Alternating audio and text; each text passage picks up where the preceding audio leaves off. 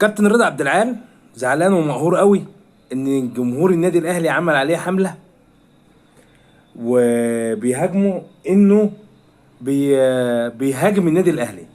لا، واحنا يا كابتن رضا ما نزعلش من ان احنا شايفين ادائك التحليلي وادائك الهجومي على النادي الاهلي طول الوقت. يا راجل، ده احنا واخدين تالت عالم وبتهاجمنا، بتهاجم امام عاشور وتهاجم خط نص النادي الاهلي وتهاجم. انت مين يا كابتن عشان انت تفضل تهاجم الناس كده بالشكل اللي انت عامله ده؟ ده انت كنت لاعب بكرش.